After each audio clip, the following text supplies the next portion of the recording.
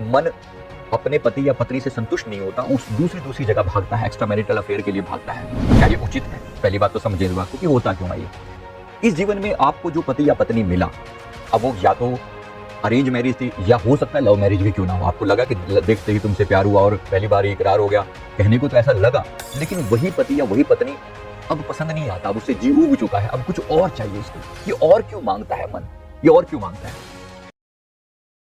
नमस्कार, self awakening mission से संजय मलिक।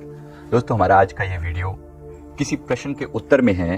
किसी ने हमसे सवाल किया है कि शादी के बाद भी मन जो है वो दूसरे जेंडर की तरफ भागता है, जिससे शादी हुई है उसके अलावा मन एक्स्ट्रा मैरिटल अफेयर की तरफ भागता है, तो क्या करूं, क्या करना चाहिए? अनेक लोगों का सवाल होता है, मैं सभी का जवाब दे रहा हूं।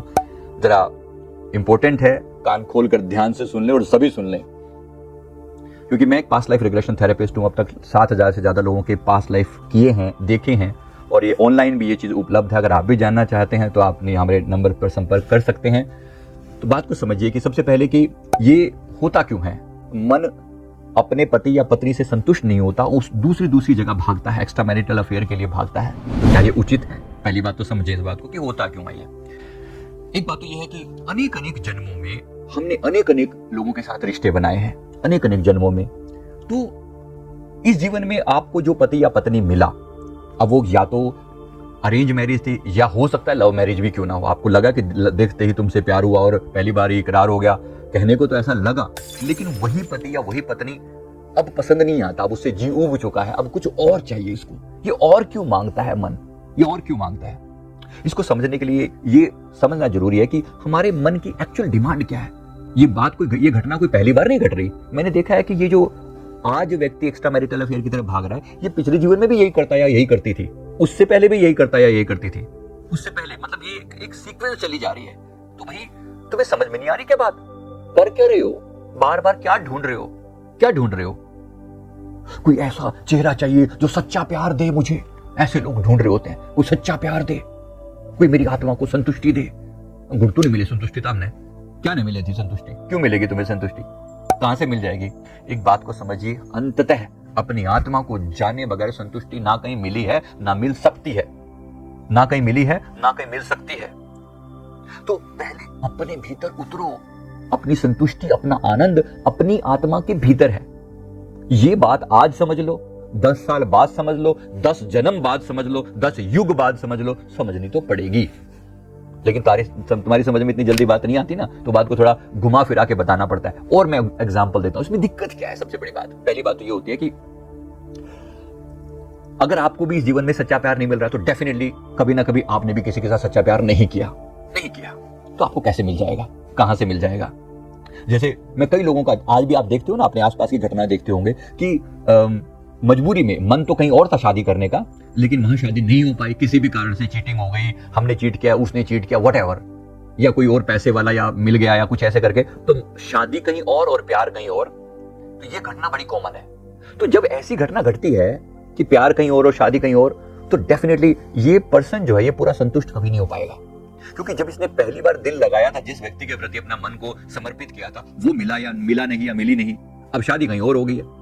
अब शादी कहीं और हो गई तो डेफिनेटली इसका मन असंतुष्ट जिएगा, और उस व्यक्ति को भी उस व्यक्ति से कभी भी संतुष्टि नहीं हो पाएगी जिसके साथ शादी हुई है। तो एक ये दिक्कत बड़ी खतरनाक है ये। अब इसमें क्या हो गया, मन ये आधी अधूरी संतुष्टि के साथ गया और ऐसे ही मर गया। तो ये बाहर ढूंढेगा, अपने रास्ते ढूंढना शुरू करेगा कि यहां से संतुष्टि नहीं मिल रही है, अब कुछ और, अब कुछ और, अब कुछ और। अच्छा, फिर ये बाहर की तरफ मन लगाएगा। मान लो इसका मन बाहर लग गया, तो जाहिर सी बात है इसका अपने पति या पत्नी के साथ मन नहीं लगेगा, और जब नहीं लगेगा तो परिवार उजड़ेंगे, उसका परिवार भी उजड़ेगा। हो सकता है कि वो पर्सन भी शादीशुदा हो, ये तो बड़ी कॉमन घटना है। हो सकता है वो पर्सन भी शादीशुदा हो और आप भी शादीशुदा हो, तो 2 परिवार उजड़ेंगे। इस डर से लोग शादी तो भैया छोड़ते नहीं है, तो अपने दोनों लोगों को साथ लेके चलना चाहते हैं। पति भी चाहिए, बॉयफ्रेंड भी चाहिए, पत्नी भी चाहिए, और कोई बाहर वाली भी चाहिए। ये घटना इतनी कॉमन होने लगी है आजकल, 40-50% लोगों के साथ ये कॉमन घटना होने लगी है। बात तो इतनी सीरियस है ये। अब दिक्कत ये है कि आखिर इसका अंत क्या है? इसका कोई अंत नहीं है, नेवर। आपको क्या लगता है, ये नहीं मिला वो मिल गया तो संतुष्टि हो जाएगी, ये नहीं मिली वो मिल गई तो संतुष्टि हो जाएगी? इम्पॉसिबल। कहीं संतुष्टि नहीं होगी जब तक आप अपनी आत्मा में नहीं उतरोगे। और लोग यही से ट्विन फ्लेम वाली बीमारी शुरू कर देते हैं कि मेरी ट्विन फ्लेम मिल गई ना तो पूरी परिपूर्ण संतुष्टि हो जाएगी। अब ट्विन फ्लेम शादी जिससे हुई है वो उससे तुम्हारा मन टिक नहीं रहा और किसी दूसरे के ख्याल देख रहा है, कोई दूसरा या दूसरी मिलेगी तो मन को संतुष्टि होगी। तो संतुष्टि आपको कहीं नहीं हो सकती, आपको कोई नहीं राजी कर सकता जब तक आपको परमात्मा राजी ना करे। राजी होगा तो परमात्मा से अंततः अपनी आत्मा में उतरने से होगा। और भाई समझ लो, भी समझ लो, बाद में भी समझना ही पड़ेगा। हमने समझने की बात यह है कि जब तक अपने अंदर नहीं उतरोगे, अपने चक्रों पर काम करके अपने चक्रों को एक्टिवेट करो। दूसरे की तरफ हम अट्रैक्ट क्यों होते हैं, पुरुष स्त्री की तरफ अट्रैक्ट क्यों होता है आपको पता है? सीधी छोरी बताओ ना। 7 चक्र हैं हमारे शरीर के, 7 चक्र, इतना तो पता है। जो 6 चक्र है ना नीचे के, क्राउन को छोड़ दो, तो नीचे के 6 चक्रों में 3 जो चक्र हैं यानी रूट चक्र, मूलाधार, मणिपुर और थ्रॉट, ये पुरुषों के ज्यादा एक्टिव होते हैं और स्त्रियों के कमजोर होते हैं। और ऐसे ही जो स्वादिष्ठान चक्र है, हृदय चक्र और थर्ड आई, ये स्त्रियों के ज्यादा एक्टिव होते हैं, पुरुषों के कमजोर होते हैं। ये चीज इनमें अट्रैक्शन पैदा करते हैं, ऊर्जा लेवल पर अट्रैक्शन पैदा करती है। ये मेरी समझ जो बता रहा हूं। साथ ही साथ ऑब्वियसली किसी चेहरे को देखकर आपको लगता है बस ये जाना पहचाना सा लग रहा है, क्योंकि अनेक जन्मों में आपने अनेक लोगों से रिश्ते बनाए। तो कुछ चेहरे की बनावट और कुछ किसी की आंखें और किसी की आईब्रोज और किसी की नाक और किसी की ठुड्डी और किसी के गाल और किसी का मुंह और किसी के चेहरे की बनावट वो दिमाग में छपी होती है। अब चेतन मन की गहराइयों में वो एक चेहरे की वो बनावट छपी होती है। इस जीवन में भी आप आओगे ना, वैसा ही चेहरा तलाशोगे और वैसा ही चेहरा अगर आपको कहीं ना कहीं किसी ना किसी रूप में मिल गया तो कहते यस यही है वो, देखते ही तुमसे प्यार हुआ यार, मेरे पहली बार हुआ, फिर तुम उसी चक्कर में अटक जाओगे। तो पहली बात समझिए, ये जो जन्मों की यात्रा चल रही है, इसका कोई कंक्लूजन नहीं निकाला आपने अभी तक। इसका कोई कंक्लूजन निकालना जरूरी है ना कि हो क्यों रहा है ये, हो क्यों रहा है। क्योंकि ये तमाशा ऐसा नहीं है कि आपको ये मिल जाएगा तो आप संतुष्ट हो जाओगे, कभी नहीं होगे। ये तमाशा ऐसे ही चलता रहेगा।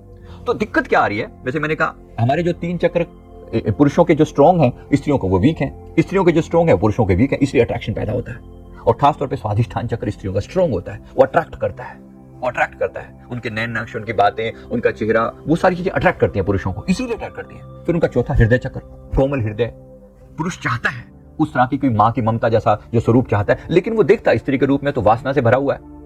और फिर छठा चक्र, ये स्त्रियों का ये चक्र है, ये ज्यादा स्ट्रॉन्ग होता है, पुरुषों का थॉट स्ट्रॉन्ग होता है। स्त्रियों के अंदर एनर्जी सेंस करने की ताकत है, लेकिन बोलने की ताकत ज्यादा पुरुषों में है। तो इंसान अगर क्या करे, अपने सभी चक्रों पर काम कर ले, अपने वीक चक्रों पर काम कर ले, तो आपके चक्र जब स्ट्रॉन्ग हो जाएंगे, जो आपके कमजोर चक्र स्ट्रॉन्ग हो जाएंगे, आपको पुरुषों से या दूसरे जेंडर से अट्रैक्शन अपने आप कम हो जाएगा।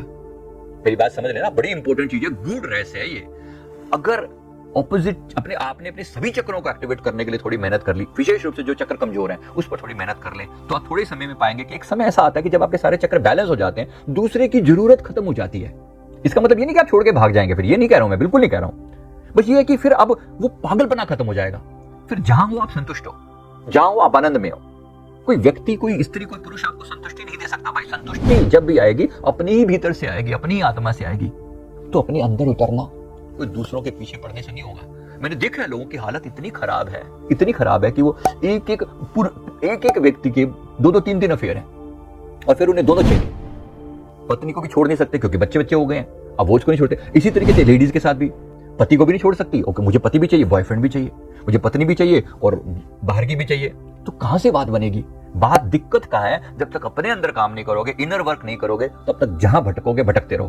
तो पहली चीज है ये इनर वर्क करो और अपने चक्रों को जागृत करो और अपनी काम, क्रोध, लोभ, मोह, अहंकार, इन दुश्मनों पर काबू पाओ और बाहर उठो, निकलो इनसे बाहर। सारी जिंदगी ये तमाशा चलता रहेगा, वरना कहीं के नहीं रह पाओगे। बात को समझना इंपॉर्टेंट है। मैं उम्मीद करता हूं आपकी समझ में मेरी बात आ गई होगी। इससे आत्मा के कल्याण से बढ़कर कोई और बड़ा ऑब्जेक्टिव नहीं है हमारा। तो वीडियो अच्छा लगे तो लाइक कर देना, कमेंट कर देना, चैनल को जरूर सब्सक्राइब कर लेना। चक्रों पर काम करके अपने आप को एक्टिवेट करो, एनर्जी बढ़ाओ और इस मुसीबत से बाहर निकलो। Thank you very much. Thank you.